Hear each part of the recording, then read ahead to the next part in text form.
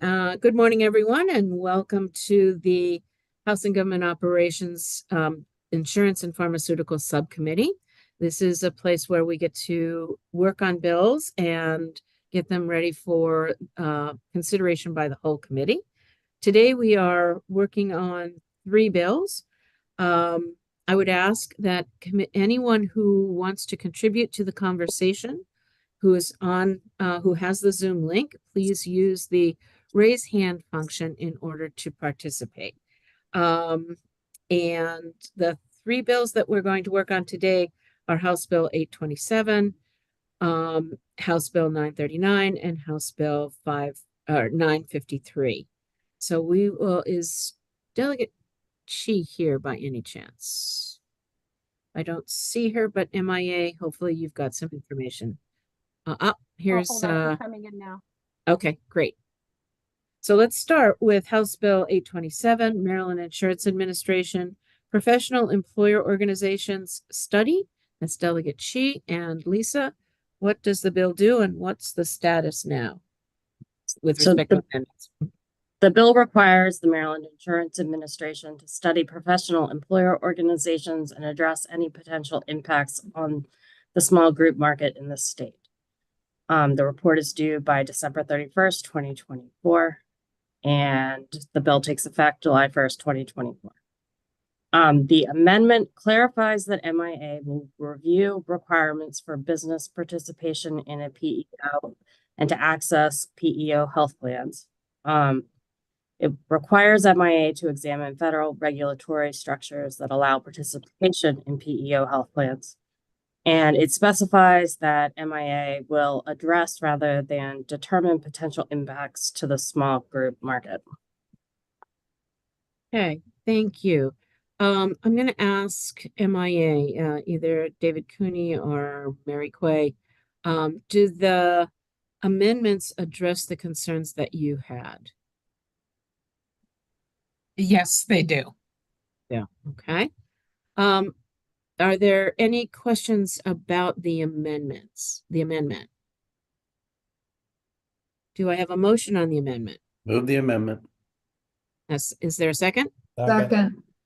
Okay. Those in favor, any further discussion on the amendment? Seeing none, no hands going up. Those in favor of the amendment, please say aye or raise your hands. Aye. Is there anyone opposed to these amendments? Seeing none, the amendments pass unanimously. Can I have a motion on the bill as amended? Move the bill. Second. Okay, properly moved and seconded for the bill. Any discussion on the amendments? Delegate Morgan. Or on the bill, rather, as amended. Yeah, Delegate on Morgan. The bill, not on the amendments. Right. My question was,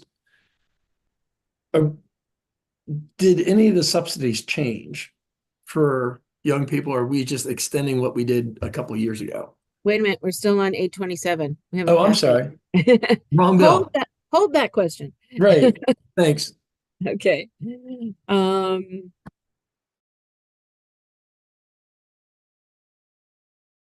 Any questions on 8? All right, seeing none, those in favor of the bill as amended, please say aye.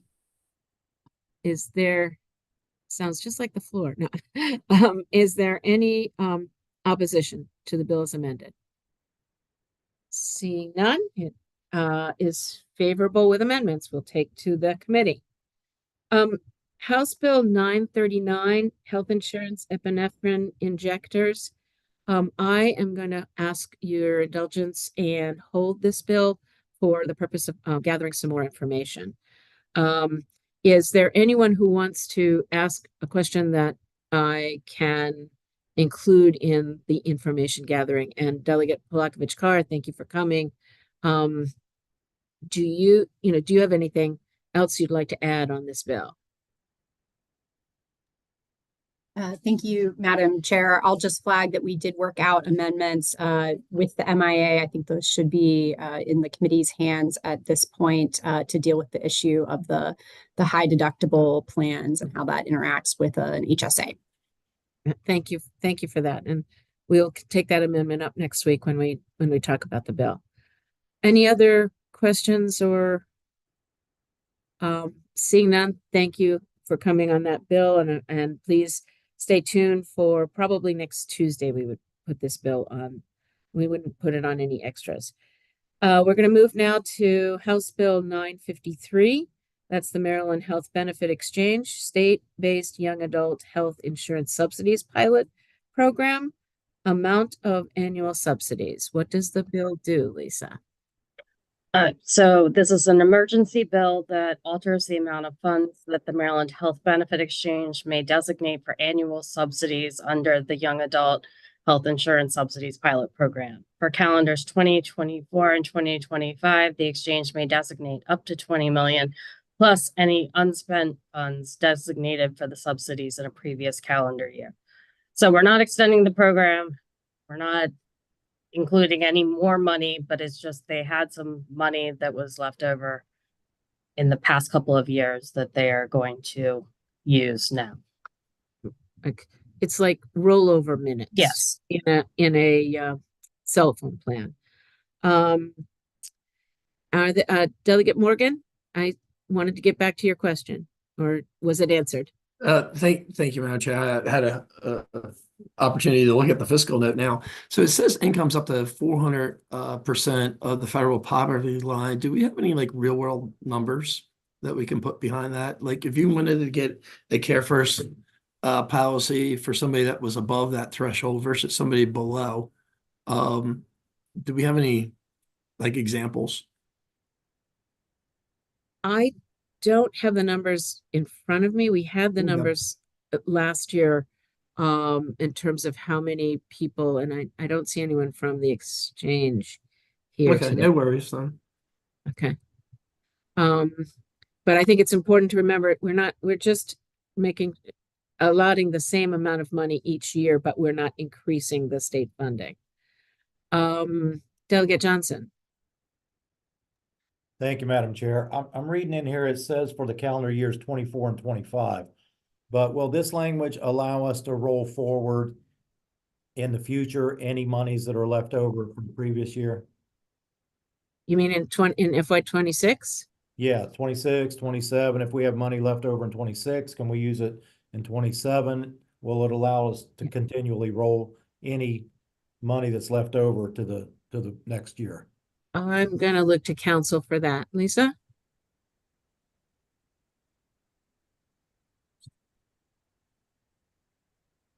If the program ends, I think we are going to have to reauthorize it. So we would change that language at that point to accommodate the future years.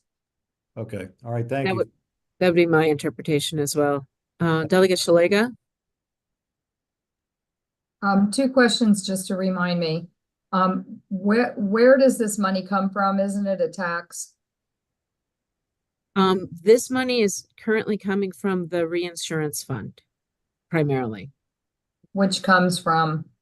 That's the premium tax that everyone pays so that to keep our insurance rates low. Okay, and what is 400% of poverty for a single person that you're targeting here?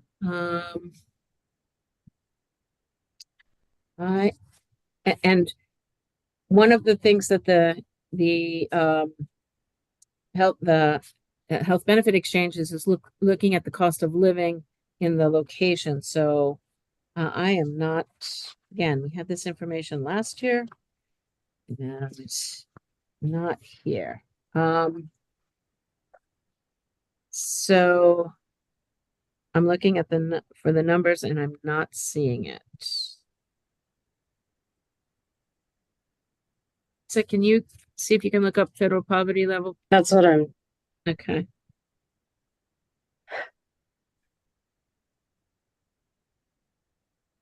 I apologize, we didn't have that at our fingertips. We really should have. I'm sure that the Google machine has an answer. Yeah.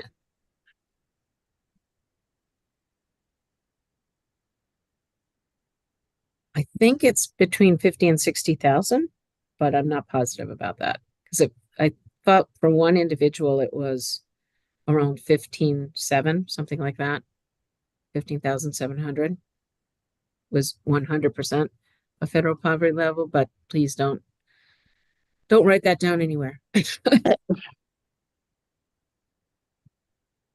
I don't want to get this wrong. So yeah, all the numbers are kind of Yeah, I don't blurring want to together, belabor but we this, can but get, we yeah, can get it'd be nice that to for have you that. before the voting session in the full committee. Perfect. That Lisa, works for I me. think, Lisa, I think I might have just found it. I sent you a message. See if it's right. I don't know if it is. If not, then whatever.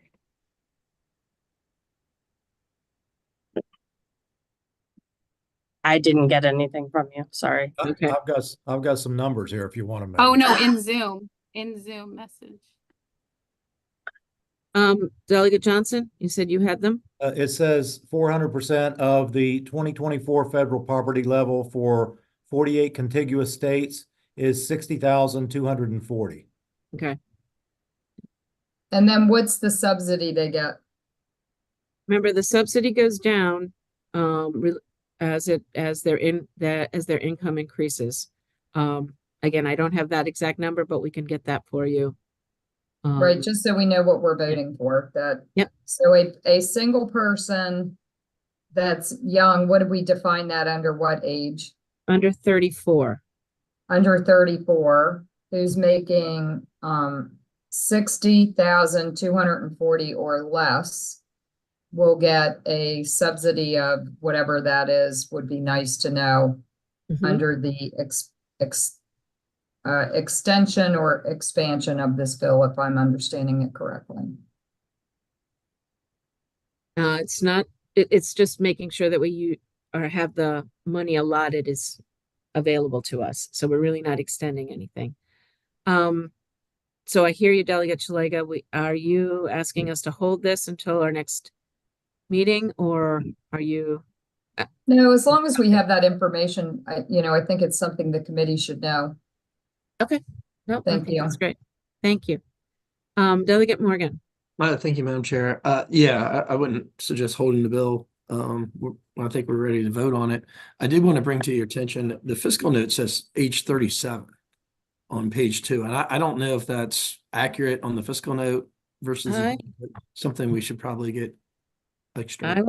I'm relatively certain that it's 34 because we had the discussion about this last year. But we will check to see. I could be wrong. It's happened before. Okay. Do we have any other questions? We will have the data that committee members are asking for in the voting session of the committee if we have a motion on the bill. Do I have a motion on this bill? Move the bill. Second. Okay, I've got a motion and a second. Any further discussion on the bill? My further discussion is this has been a very successful program in that we have enrolled. The fact that we need to be able to roll over unused funds means that there's a great demand for it, which means that a lot of young, healthy people are joining our insurance pool. And we like that because having young, healthy people, or even old, healthy people, join our insurance pool reduces our risks and stabilizes our premiums. So that's my discussion on the bill. If anybody wants to follow, I'm open to that. Seeing no, Delegate Johnson. Thank you, Madam Chair. Just continuing on Delegate Morgan's. If you could look at, that fourth paragraph on page 2, it is confusing because it says 18 to 37, but then there's some differences in there for ages 18 to 33 and then 18 to 38. So, I mean, I I'm not believe the bill, but that is a little confusing. I believe that the exchange determines the parameters each year. So we will double check that with them. But Yeah. Thank you. Thank you. Thank you, Delegate Johnson, for pointing that out. Promise to get all this information, clarifying information to the full committee. Any further discussion? Seeing none, those in favor, please say aye. Aye. Aye. Is there any opposition to the bill? Okay, I have Delegate Johnson, your hand is up. Are you? Pilot error. Okay. I've got Delegate Morgan, Delegate Kipke, Delegate Shalega. Okay. Am I missing anyone? Okay, seeing none. That completes the work before us today. Thank you all very much. Please stay tuned. We are currently working through a number of bills, which we may need to have an additional meeting this week, provided we can find a little time. And so please stay tuned to your emails and watch for notifications of subcommittee meetings. Other than that, thank you all, and HGO begins its hearings at 1 o'clock. You have some time for lunch. Thank you very